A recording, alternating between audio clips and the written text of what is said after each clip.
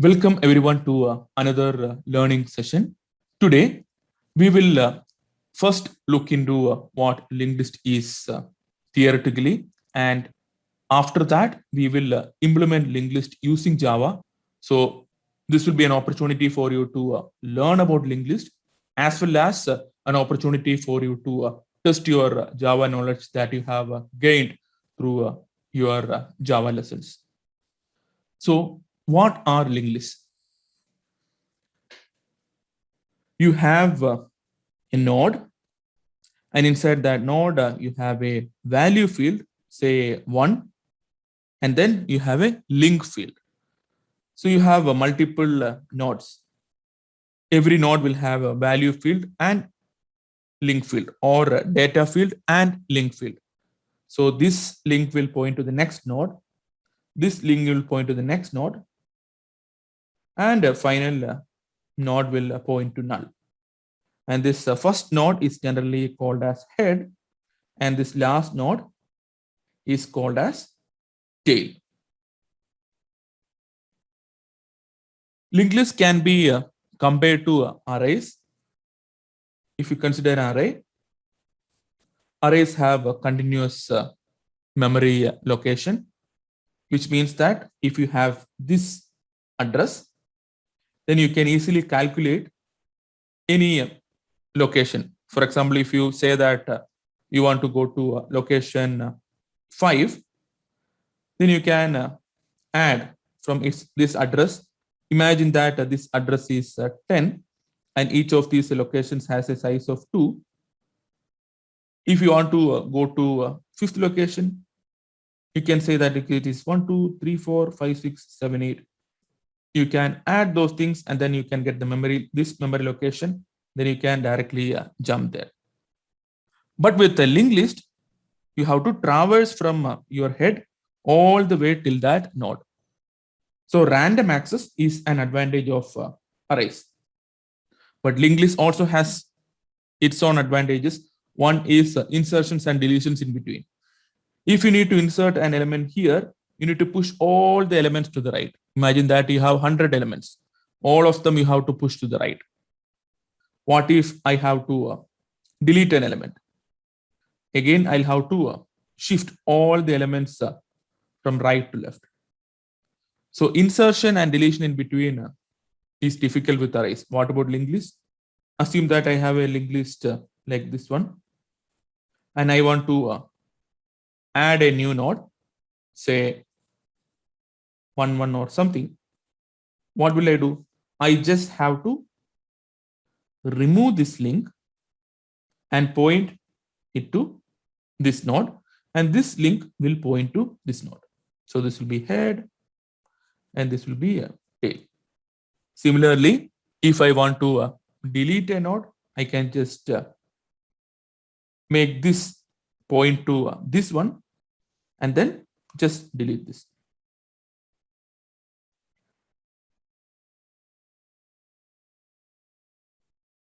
And when you say a linked list, I mentioned the term node, right? So each of these can be called as a node. And when you implement a node in Java, you need to have a data field and a link field. So how do you implement? You can create a class called node. It will have a field for data. You'll keep very simple this time. And it will have a pointer to the next node. That means it has to refer to a different node, refer to a different instance of the same class. So it will be node link. So you have data and link. So this is how your node will look like. And how can you actually create a linked list using this node? First, what do you need? You need a head. So head is of type what? So because head is also pointing to this node, so it also should be of type node. So you can have a node. So node is a class, right? And name is head. So initially this can be null. So this is how you declare your head variable. What else you need to declare? Tail if you need. You can do something like head equal to new node. This head dot data equal to some number, head dot link, or let us call this link as next for better clarity. So head dot next equal to null. You can also generalize it in such a way that node n equal to new node, n dot data equal to 1, n dot next equal to null, then head equal to n. Clear until now? So since we are learning, I'm not using the best practices. So later we will use best practices to improve this code. Okay, so this is how you can create a node. So if I need to create another node, what will I do? I can say n equal to new node, n dot data equal to 2, n dot next equal to null. So if I have only one element, then I can say head equal to head dot next equal to this one. So this time it will work. I can say head dot next equal to n. So you have a head with a value of 1, and then you have a different element with value of 2. So head dot next is now pointing to this one. But what if we have a lot of elements? That is where tail comes into picture. So this is the beginning again. So node is the type, then head, tail. So after you create n, I'm not going to show creation again. You can node n, you can say first time head equal to tail equal to n. And whenever you create another n or create another node, then you can simply say tail dot next equal to n. There is a question, should we not pass values to nodes? So here we are directly assigning values to nodes. Instead, you can assign it through a constructor also. Using a constructor or using a method is actually a best practice. For simplicity, I have just written down directly accessing it. Assuming that this is our linked list, 1, 2, 3, 4, 5, and this is pointing to null. This is our head and this is our tail. Your first assignment is to create a linked list. If you are not able to do, I will help. But once you create a linked list, what you can do using a different method, you can print that linked list. How do you print that linked list? You can assign node n equal to head, because you need to start printing from the head, right? Then can I do while n not equal to null, I'll print n dot data, and then what will I do? I will say n equal to n dot next. So first n will be this element, and n dot next is this one, right? So in second iteration, n will become this one. Again, data is printed. So this is just a pseudo code, right? So this should be actually system.out.println or system.out.print, whatever you want to use. So finally, it will come here. It will print 5, and then when you do n equal to n dot next, n dot x next will be null. So once it is null, this will be false, and you will come out of this while loop. There is a question, n equal to n dot next, it will point to the next element. Yes. So whenever we are creating new elements, we are adding n dot tail. So tail is the last one, right? So tail dot next equal to n, and then also you have to do tail equal to n. So that means tail is always pointing to the last element.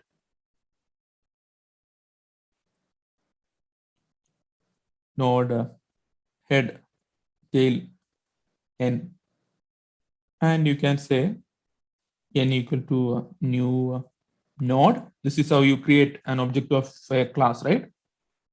Then you can set values like n dot data equal to 1, and then you can say I'm n dot next equal to null. So this is not needed.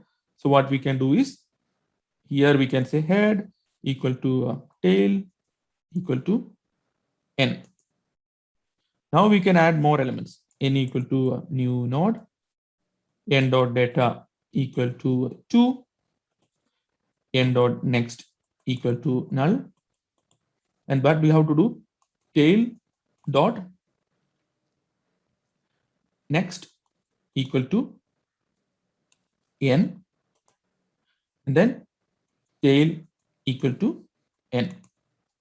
Similarly, you can create n equal to new node, n dot data equal to 3, n dot next equal to null, tail dot next equal to n, this n, tail equal to n. So always remember, so whenever you are saying a tail equal to n, so this n is having a memory address, right? So that address is getting copied to this tail. And next time when you say n equal to new node, this n will have a new address, but tail will point to the previous n. Through this exercise, our objective is not only to learn about linked list, but also to make sure our Java knowledge is thorough. Can you all do this assignment? You need to have a class called node, and then the node, you know what all fields it need to have. Also create another class called linked list, and inside that you can create node head, node tail. These two you can create as instance variables, and then maybe from your constructor you can initialize this linked list, but in real world you might initialize it in a different way that we will see later. We will improve this program one step at a time. You can create the linked list. After that, you need to have a method called print list, and whenever somebody called print list, we should be iterating through our linked list starting with head and then print all values. Okay, so this is just a start. And after that, what we can do? We can create methods called as append. This is just for initial testing purposes. And after that, if you have understood things, then you can remove this constructor, and then you can have methods such as append of node n, and then whenever somebody passes in a node, what you can do is you can if somebody passes in a node, it is very easy.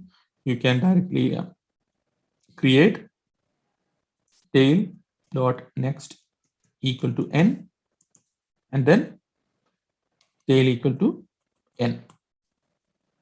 But what if somebody is passing number directly? So it can be int data. In that case, what you can do is you can do tail before, you can do node n equal to new node, and maybe with the constructor, you can initialize this data to make it simple. You can also do tail dot next equal to, because tail is the current last element, right? And tail dot next was already null. So you can say tail dot next equal to n. Here you may even pass null. And after that, you already have print method. You can use that print method to print. So basically, you have to create a linked list. There is a question, why append? Append is the easiest operation to start with. Once you are comfortable with append, then you can work with inserts. No, append is not a keyword. It is just a English term. In English, append means adding something to the end. I just gave that name. That is all. I assume nobody did the assignment last time. So now, are you in a better shape to do the assignment? Yes or no? Make use of whatever knowledge you have gained in Java classes until now, and then try to do this assignment. So now, until now, we were just learning. We were not putting anything into practice, right? So now we are slowly going into the practice part. I've just chosen a linked list because linked list is a very easy data structure to start with. And once you are comfortable working with the linked list and then creating objects and doing all these operations, then we can move into much more complex data structures. From now on, every class is going to be important. And only if you really practice, you can really master Java. So that's it. We have started working with data structures one small step at a time. Once you are comfortable with the linked list, all of its operations, you will be learning linked list as well as you will be practicing all of Java that you have learned until now. There are a lot of things in Java, especially object-oriented programming and many interesting things. Until now, we have not learned much of object-oriented programming or anything. We are just getting familiarized with the constructs in Java, and we are making use of that constructs to learn data structures and algorithms. So from now on, we can take a fork. Those who want to master Java can take one path. Those who want to master data structures and algorithms can take another path. And those who want to master both can take both the paths together. If you miss any class, if you miss any assignment, it will be very difficult to catch up from now on. But if you follow everything thoroughly, it will be very easy. It will be like going to gym for the first day. You might face a little bit challenges, but if you overcome that, it will be a great feeling and a great learning adventure. Definitely, I will implement these things in the next class. But until then, practice and then share the results. You can just check the comment descriptions, or you can just add your code to GitHub or any such places and then share the link in comments. That's it. We'll wind up for now. I'll wait for assignments from everybody before proceeding to next class. See you all in next class.